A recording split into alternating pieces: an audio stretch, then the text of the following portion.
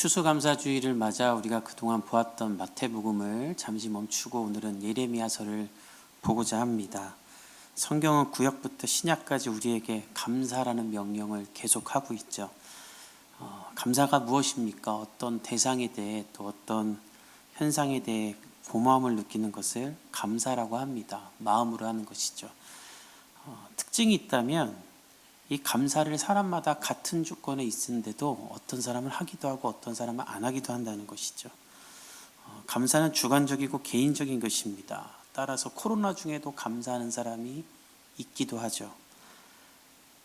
사람과 단절되는 아쉬움이 있고 경제적으로도 손실이 있지만 덕분에 이 시간을 통해 하나님 앞에 나를 돌아보고 회개할 수 있음에 감사하는 사람이 있죠.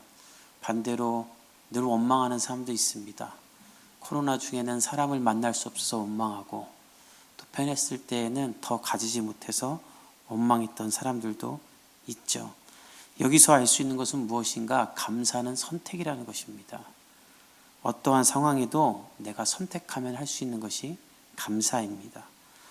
원망과 감사 두 갈래 길에서 내가 무엇을 할지 선택할 수 있는 것이 감사이기 때문에 성경은 우리의 상황을 묻지 않고 그저 감사라고 명령하는 것이죠.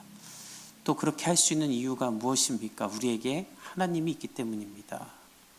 저는 무엇보다 오늘 추수감사절을 맞아 우리가 하나님으로 인해 감사할 수 있기를 축복합니다. 이 감사는 영원히 할 수 있는 것이죠. 코로나 중에도 할 수 있고 고난 중에도 할 수 있는 것이죠. 왜냐하면 우리 하나님이 언제나 변함없이 신실하시기 때문입니다.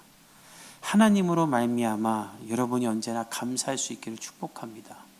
이런 감사가 우리에게 주는 유익이 얼마나 큰가 우리 영상을 통해 한번 보도록 하겠습니다. 감사하는 마음을 갖고 살면 행복해진다. 당연한 말이지만 잊고 지내게 되죠. 그런데 실제로 감사하는 마음을 가지면 우리 뇌가 변하고 삶도 달라질 수 있다는 사실이 의학적으로 증명됐습니다. 남주현 기자가 보도합니다. 엄마가 내게 해주셨던 여러 가지 고마운 일들을 하나하나 생각하면서 30대 직장인에게 어머니에 대한 고마움을 떠올리게 하는 메시지를 5분 동안 들려줬습니다. 심장박동이 안정적인 파형을 그리고 표정은 편안해집니다. 엄마하고 손잡고 시장에 가서 그 초콜릿 샀던 그런 옛날 추억들도 떠오르더라고요. 그런 좀 아련한 기억들. 잠시 뒤 자책하고 원망하라는 메시지를 들려줬더니 서서히 표정이 굳어집니다. 나를 늘 화나게 하고 괴롭히는 사람들의 얼굴을 떠올려 보세요. 감사하거나 반대로 원망할 때 표정만 달라지는 게 아닙니다. 국내 대학병원 연구팀이 두 가지 상반된 감정을 느꼈을 때 심박수와 뇌의 변화를 측정해 봤습니다.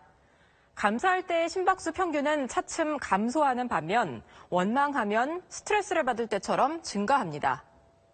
심박수가 달라지는 건 상황에 따라 우리 뇌도 계속 변하기 때문입니다. 측좌핵 등 뇌 여러 부위에 걸쳐 있는 보상회로가 즐거움을 관장하는데요. 감사하는 마음을 가지면 보상회로가 뇌의 많은 부위에 연결돼 즐거움을 더 잘 느끼게 된다는 게 기능 MRI 영상으로 확인됐습니다. 흥분되기도 하고 억제되기도 하고 하는데 그게 이제 계속 반복해서 나타날 때 변화들이 쌓여서 영구적인 효과로 나타날 수 있는 거죠. 누군가를 탓하고 원망하기보다 늘 감사하는 마음을 가지려고 애쓰면 우리 뇌가 변하고 삶도 달라진다는 얘기입니다. SBS 남주현입니다. UC 버클리의 과학센터 연구 책임자인 에밀리아나 토마스 박사는 이 감사하는 사람에게 나타나는 정신적인 특성이 하나 있는데 그것이 바로 회복 탄력성이라고 말했습니다. 이것은 무엇인가? 어려움이나 스트레스가 생겼을 때 그것을 얼마나 빨리 회복시킬 수 있느냐 하는 것이죠. 이 능력이 감사하는 사람에게 탁월하게 많이 있다라는 거예요. 그래서 감사하는 사람은 고난이 생겼을 때 이 회복 탄력성이 있어서 빨리 회복하고 그래서 또 감사하게 되고 그리고 회복 탄력성이 또 증가되게 되는 인생의 선순환이 이루어진다고 합니다. 그래서 이 박사님은 무슨 말 하냐면 감사하는 사람은 누군가를 더 잘 도와주고 더 관대하고 또 생리학적으로는 심혈관 질환을 비롯한 스트레스 관련된 질병이 더 없다고 합니다. 또 심장병에도 걸릴 확률이 현저히 낮아진다고 하죠. 놀랍지 않습니까? 그저 마음만으로 하는 것이 감사인데 감사하는 삶인가 원망하는 삶인가에 따라서 사람의 성품과 생각뿐만 아니라 건강도 달라진다는 것이죠. 그리고 이것이 내 인생에 축적되기 시작하면 삶을 완전히 바꿀 수 있는 원동력이 된다는 것입니다. 우리는 돈이 생기고 아파트가 생기고 가진 것이 많아지는 어떤 물리적 변화로 의해서 내 삶이 달라질 수 있다라고 생각하지만 그렇지 않는다는 거예요. 그저 내 마음에 감사하는 마음만 생긴다 하면 삶이 달라질 수 있다고 오늘 말하는 것입니다. 문제는 무엇인가? 우리가 이렇게 날마다 감사하기가 어렵다는 것이죠. 우리의 삶의 환경이, 또 우리의 삶이 늘 감사하기만은 어려워요. 고통과 죄악이 넘쳐나는 이 세상에 감사보다 원망이 많기가 쉽지 않습니까?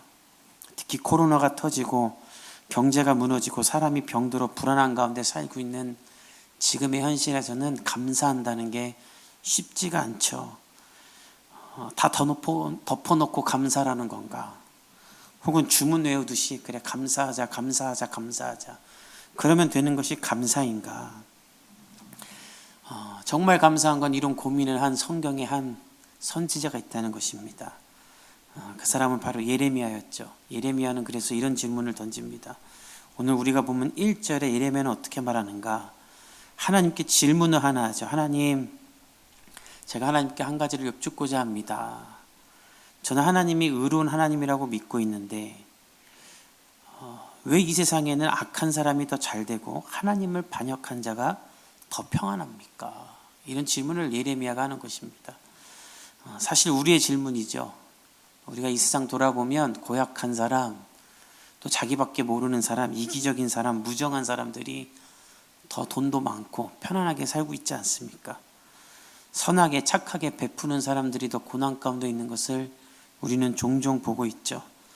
코로나 때에도 철저히 방역을 지키고 조심히 행하는 사람들이 고난 중에 있지, 여전히 밤늦게 놀고 먹고 마시는 사람들이 무슨 고난을 느끼고 있겠습니까? 이런 고민을 예레미야도 했던 것 같습니다. 왜냐하면 일평생 선지자로 살면서 그가 본 것이 이런 세상이었기 때문이죠. 그는 학자마다 다르게 추정하지만 약 10대 후반에 또 아무리 많이 잡아도 20살쯤에 하나님의 부르심을 받은 하나님의 사람이었습니다. 어린 나이에 하나님의 말씀에 순종해서 가감없이 하나님의 메시지를 전했던 사람이죠. 사람들에게 회개할 것을 말했고 곧 이스라엘이 멸망할 것임을 선포했습니다.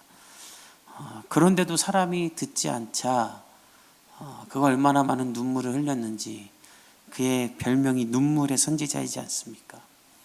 그렇게 인생을 살아왔는데 예레미야의 처지가 어땠는가? 하나님을 위해 살지만 목숨이 위태롭고 쫓기는 심지였고 또 심지어 가족들에게도 위협을 당하는 현실에 살았습니다. 그 현실 끝에 그가 한 질문인 거예요. 하나님, 나는 하나님이 의로운 사람 하나님이라고 믿고 있는데 왜 이 세상은 악한 사람이 더 잘 되는 것입니까? 왜 하나님을 버린 사람이 더 평안한 것입니까? 저는 이해할 수가 없습니다. 중요한 것은 그가 그냥 마냥 원망 가운데서 이 말을 하는 건 아니었습니다.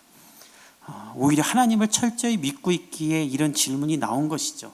나는 하나님이 살아있고 하나님이 공의 하나님이라고 믿는데 세상은 왜 이럴까? 이런 번뇌 속에서 나온 고민인 것입니다. 그래서 그는 다음과 같이 하나님께 이야기합니다. 우리 2절을 한번 읽어볼까요? 주께서 그들을 심으심으로 그들의 뿌리가 박히고 장성하여 열매를 맺었거늘 그들의 입은 주께 가까우나 그들의 마음은 머니이다. 예레미야는 말해요. 하나님의 온 세상의 주권자인 것을 내가 믿는데 왜 악한 사람들이 잘 됩니까? 그 이유는 하나님이 그들을 심으셨고 그들의 뿌리가 그로 인해 튼튼하게 자리 잡았고 따라서 열매를 맺기 때문이 아닙니까? 즉 예레미야는 이 2절에서 세 가지를 지금 말하고 있는 거예요. 첫 번째는 악인의 잘됨도 하나님의 주권 아래 있다는 걸 말하는 거예요. 즉 악인이 하나님보다 강하기 때문에 악인들이 섬기는 우상이 하나님보다 강한 신이기 때문에 그들이 잘 되는 것이 아니라 이 세상의 모든 주권은 하나님께 있다는 걸 나는 믿습니다. 그렇기 때문에 악인도 하나님이 심은 게 아닙니까?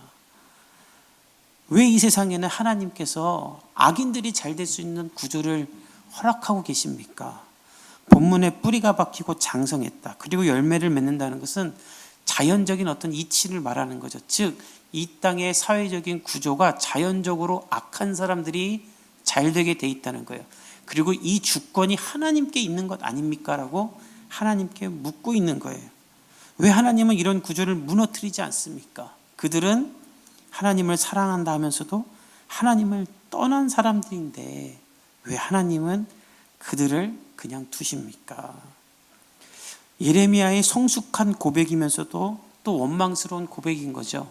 하나님이 온 세상의 주권자인 것을 믿지만 왜 현실이 이렇습니까? 사실 이것이 우리의 마음이지 않습니까? 우리가 하나님을 생각하면 감사하죠. 나를 구원하셨고 나를 지금도 사랑하시고 세상 끝날까지 나와 함께 하셔서 하나님을 생각하면 왜 감사가 없겠습니까? 그러나 이 세상을 보면 감사할 것이 사라지는 것이죠. 하나님은 선하지만 이 세상은 악하고 하나님이 다스리는 천국은 아름답겠지만 지금 이 현실은 너무나 죄로 물들어 있지 않습니까? 우리가 하고 싶은 질문을 예레미야가 대신 해준 것이죠. 근데 더 놀라운 건 성경에 보면 이런 질문을 한 사람이 더 있다라는 거예요. 욥도 하박국도 시편 기자도 이런 질문을 했었어요. 특별히 시편 73편 12절 14절에는 이런 말씀이 있습니다. 볼지어다 이들은 악인이라도 항상 평안하고 재물은 더욱 불어나도다. 내가 내 마음을 깨끗하게 하며 내 손을 씻어 무죄하다 한 것이 실로 헛되도다. 나는 종일 재난을 당하며 아침마다 징벌을 받았도다. 욥도 이런 말을 합니다. 21장 7절에 어찌하여 악인이 생존하고 장수하며 세력이 강하냐. 우리뿐만 아니라 성경에 있는 모든 하나님의 사람들은 이런 현실이 원망스러웠고 그것 때문에 감사를 소멸당했었죠. 이런 현실이 우리의 심령을 상하게 하며 하나님에 대한 이구심마저 들게 하는 것 아니겠습니까? 그래서 예레미야는 다음과 같이 하나님께 구합니다. 우리 3절에서 4절을 한번 읽어보겠습니다. 여호와여 주께서 나를 아시고 나를 보시며 내 마음이 주를 향하여 어떠함을 감찰하시오니 양을 잡으려고 끌어냄과 같이 그들을 끌어내시되 죽일 날을 위하여 그들을 구별하옵소서. 언제까지 이 땅이 슬퍼하며 온 지방의 채소가 마르리이까. 짐승과 새들도 멸절하게 되었사오니 이는 이 땅 주민이 악하여 스스로 말하기를 그가 우리의 나중 일을 보지 못하리라 함이니이다. 예레미야가 어떻게 말하는가? 하나님 저를 아시지 않습니까? 시편 기자처럼 나는 하나님 앞에 정결했습니다. 세상이 나를 이렇게 멸시하고 핍박해도 나는 하나님만을 바라봤습니다. 하나님이 아시지 않습니까? 내가 얼마나 하나님만을 향하고 있는지 하나님은 아시지 않습니까? 그러니 이제 양을 잡기 위해서 그 양을 먼저 끌어내는 것처럼 양을 잡기 위해 도축을 하기 전에 먼저 양을 구별하는 것처럼 악한 자들을 끌어내시고 심판할 때까지 구별해 주십시오. 예레미야가 그렇게 간청하는 거예요. 지금처럼 악한 사람이 잘 되는 이 세상을 그냥 두지 말라는 하나님의 정의와 공의를 실현해 달라는 간청이죠. 왜 이렇게까지 이야기했는가? 4절에 보면 이 악인들로 말미암아 이 땅의 슬픔이었기 때문입니다. 4절에 이런 말이 있죠. 이 땅이 슬퍼하며 온 지방의 채소가 말랐다. 먹을 것이 없다는 거예요. 그래서 짐승과 새들도 다 죽게 되었다. 악한 자들로 인해 나라가 무너지고 있다. 이것은 누가 했는가? 악한 자들 때문에 이렇게 된 거예요. 그리고 그 악한 자, 그 소수 때문에 한 나라가 무너지고 많은 사람들이 고통을 당하고 있습니다. 그러니 하나님 그들을 멸하여 주십시오. 우리의 시대도 마찬가지죠. 중국의 한 도시에서 발생한 바이러스가 전 세계를 무너뜨리고 있죠. 그런데 그들이 얼마나 악한가. 자신들로 인해 폐허가 되었음에도 회개하지 않고 하나님을 조롱하기까지 합니다. 4절에 이런 구절이 있어요. 이 땅 주민이 악하여 스스로 말하기를 그가 우리의 나중 일을 보지 못하리라. 이게 어떤 말이냐면 이 악한 주민들이 말하는 그가 우리의 나중 일을 보지 못하리라에 그가는 하나님을 말하는 거예요. 즉 이 구절은 악인들이 말하기를 하나님은 우리의 미래에 관심이 없다. 우리의 미래를 알 수 없다. 하나님은 우리의 미래를 결정지을 수 없는 사람이라고 무시하고 조롱하는 거예요. 악인들이 그렇죠. 어떻게 하나님을 인정하는데 그렇게 살겠습니까? 하나님을 인정한다면 이 전염병 중에 벌써 회개했겠죠. 하나님을 인정하지 않으니 하나님은 우리의 미래를 알지 못한다고 하며 하나님을 무시하고 회개하지 않고 여전히 자기가 원하는 대로 살고 있죠. 그로 말미암아 선한 사람들이 계속 고통을 당하는 악순환이 우리 사회에 있지 않습니까? 여전히 악을 행하며 여전히 먹고 즐기기 위해 더 음란하고 더 악한 세상을 만들기 위해 사람들은 회개하지 않고 하나님을 무시하고 조롱하고 있지 않습니까? 예레미야의 시대의 사람들도 그랬던 거예요. 그리고 예레미야를 조롱했던 것이죠. 하나님이 어디 있냐? 우리를 미련하게 여겼던 것입니다. 예레미야는 이것에 대해 하나님께 묻는 거예요. 이런 삶의 현실이 너무나 힘들었고 이런 삶의 현실 속에 신앙을 지키는 사람들을 보니 눈물이 마를 날이 없었던 것입니다. 그래서 이런 탄식을 하나님께 올려드렸던 거예요. 우리의 마음을 너무 잘 대변하고 있지 않습니까? 이것이 우리의 감사를 앗아가는 것 아닙니까? 하나님은 이런 예레미야의 말을 다 들으셨습니다. 그리고 이제 예레미야에게 말씀하시는 것이 바로 5절과 6절입니다. 우리 5절과 6절을 한번 같이 읽어보겠습니다. 만일 내가 보행자와 함께 달려도 피곤하면 어찌 능히 말과 경주하겠느냐. 내가 평안한 땅에서는 무사하려니와 요단 강물이 넘칠 때는 어찌하겠느냐. 내 형제와 아버지의 집이라도 너를 속이며 내 뒤에서 크게 외치나니 그들이 내게 좋은 말을 할지라도 너는 믿지 말지어다. 하나님이 이 세상의 악함을 고발하는 예레미야에게 어떤 말을 하는가. 그래 예레미야야, 내가 너의 말을 잘 안다. 나도 알고 있다 하면서 위로하시고 이해하시는 것이 아니라 오히려 이런 말을 하세요. 예레미야야, 내가 보행자와 함께 달려도 피곤하다고 하면 말과 경주할 수 있겠느냐.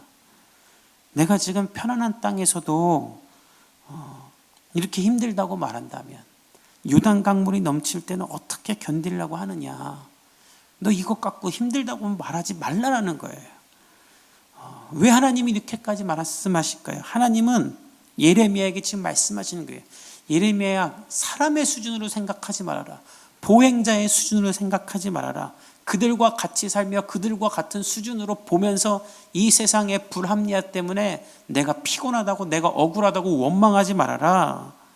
나는 내가 말과 함께 달리기 원한다. 이때 가장 빠른 운송수단은 말이었죠. 사람이 어찌 말과 함께 달릴 수 있겠습니까? 원문을 보면 말들이에요. 복수예요. 즉 말들 속에서 달리는 사람, 말과 함께 경주하는 사람이 되라는 거예요. 그게 가능할까요? 말에 깔려 죽게 돼 있죠. 근데 하나님이 왜 이 말을 하는가? 하나님이 예레미야에게 원하시는 것은 무엇이냐면 이 세상에 불합리한 것으로 인해 피곤하거나 낙심하지 말라는 거예요. 그래서 하나님의 사람이 택할 것이 아니다. 하나님은 우리에게 무엇을 원하는가? 말들과 함께 달리는 수준, 즉 이 세상의 인간의 수준으로 보면서 좌절하고 낙심하며 사는 것이 아니라 하나님을 바라보며 하나님이 주시는 힘으로 말들 속에서 달릴 수 있는 인생의 수준으로 살기를 우리에게 원하시는 거예요. 그리고 그렇게 살면서 이 세상을 변화시키는 사람이 되라는 것이죠. 그러면서 하나님은 예레미야에게 말씀하시는 거예요. 그 어떤 사람의 말도 듣지 말고 오직 하나님만을 바라보며 말과 함께 달리며 믿음의 경주에서 승리하라는 것입니다. 더 극심한 환난과 어려움이 올 수도 있다. 요단강이 넘치는 감당할 수 없는 삶의 현실이 올 수도 있다. 그때는 어떻게 하려고 하느냐. 고작 이거 갖고 내가 원망하고 다른 사람들 때문에 시험에 들지 말아라. 너는 말과 함께 달리며 이 세상을 바꿀 사람이다. 이것이 하나님이 예레미야에게 주셨던 답변이었습니다. 오늘 이 메시지가 추수감사주일에 우리에게 어떤 의미입니까? 우리가 이 세상을 살아가면서 감사할 수 없는 외적인 요인들이 분명히 있을 거예요. 아니 어쩌면 하나님을 열심히 따르고 하나님을 잘 믿는 것 때문에 거룩하게 사는 것이 더 허망하게 느껴질 수도 있습니다. 그러나 그때 기억할 것은 무엇인가? 하나님은 나를 이 세상 사람들과의 같은 수준으로 살면서 열등감 느끼고 좌절하며 살기 위해 나를 세상 속에 두신 것이 아니라 하나님 손에 붙들려 말과 함께 달리는 수준으로 두셨다는 거예요. 하나님의 손에 잡혀 이 세상을 바꾸고 이 세상에 하나님의 메시지를 전할 사람, 세상이 날로 악해져 가고 여전히 하나님의 사람들은 고독할지라도 하나님을 붙잡고 하나님께 영광 돌리는 사람이 되기 원하시는 거예요. 내가 너를 그렇게 택했다는 거예요. 따라서 원망하지 말고 나를 사용하신 하나님을 붙잡고 감사하라는 것입니다. 오늘 이 추수감사주일에 우리를 말들과 함께 달리는 사람으로 부르신 하나님으로 말미암아 감사할 수 있기를 축복합니다. 세상은 날로 우리에게 원망거리를 제공할 것입니다. 그러나 하나님은 우리에게 감사할 것을 주실 것입니다. 아무 노력 없이 처음부터 나보다 세 발자국 정도 앞서가 있는 사람들, 세상에 말하는 금수저란 사람들을 보면 한없이 작아지고 원망이 될 수밖에 없죠.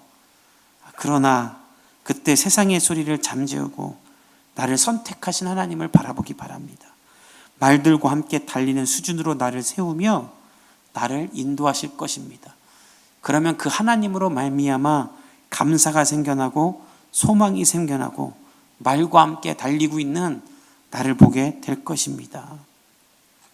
돌아오는 한 주, 온 세상의 주권자이신 하나님이 나를 선택하시고 구원하셨으며 나와 함께 한다고 믿으면서 내 삶에 큰 일을 행하실 하나님으로 인해 감사할 수 있기를 예수님의 이름으로 축복합니다. 시편 136편에 이런 말씀이 있습니다. 하늘의 하나님께 감사하라. 그 인자하심이 영원함이로다. 하늘에 계신 하나님, 우리에게 영원한 인자하심으로 함께 하신 하나님, 그 하나님으로 인해 감사합시다. 이 세상에 감사할 것이 없죠. 그러나 감사를 선택하십시오. 하나님이 계시기에 그렇게 할 수 있습니다.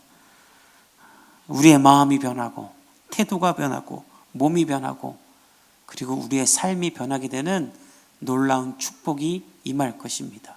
하나님의 손을 붙잡고 감사하며 말들과 함께 달리는 복음의 성도들 되기를 예수님의 이름으로 축복합니다. 아멘. 함께 기도하겠습니다.